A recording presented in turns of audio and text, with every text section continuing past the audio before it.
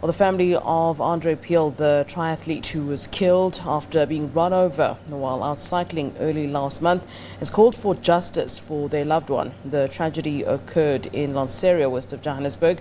The late Piehl's wife, Sandra, says that she and their children are still battling to come to terms with Andre's tragic passing. She was speaking at the launch of the Cyclists Lives Matter campaign in the Cradle of Humankind in Johannesburg earlier today.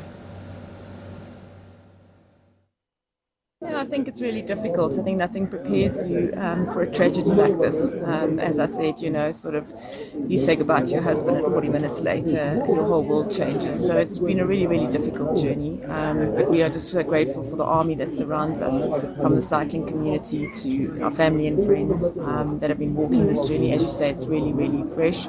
But obviously also given how he died, the weight of the investigation and the prosecution obviously also weighs heavy on us, because we have no understanding as to why this has happened, but we also want to know that hopefully that there could be some justice for Andre's life, and that this type of case kind of sets a precedent that all victims in South Africa of crime will be represented fairly from the judicial system. But yes, a very tough journey, and having young children has been incredibly difficult, but we are supported by lots of people around us in the cycling community.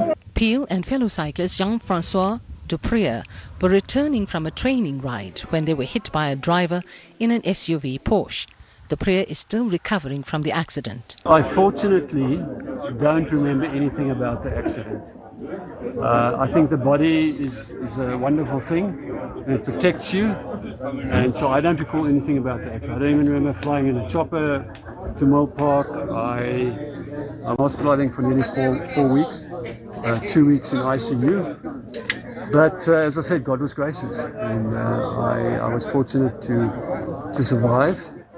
It's been difficult. I had lots of injuries. As I said, my leg's still broken, and skin grafts, and it was torn open the calf onto the muscle, and the same here with deep hole there, another skin graft, and broken ribs, and three of my vertebrae are broken, and teeth, and all those things. But yeah, I'm grateful to have survived. I'm not going to harbor bitterness in my heart, because that's a choice I have. I do hope that justice prevails, because I think that's only fair on my friend Andre, who passed away. Well, Cyclists Lives Matter is a campaign where we're trying to bring awareness for cyclists who are killed or maimed or hurt badly on the road.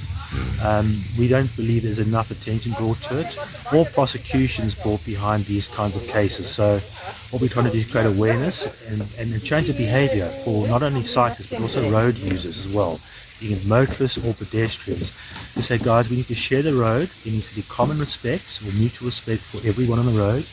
We've got an initiative in the Western Cape which has been promulgated into law, which is you now have to pass a cyclist 1 meter from the car. So we're trying to look at getting that passed throughout South Africa as law, which will make it easier not only for motorists but also for cyclists, because there's too many deaths, and one death is too many.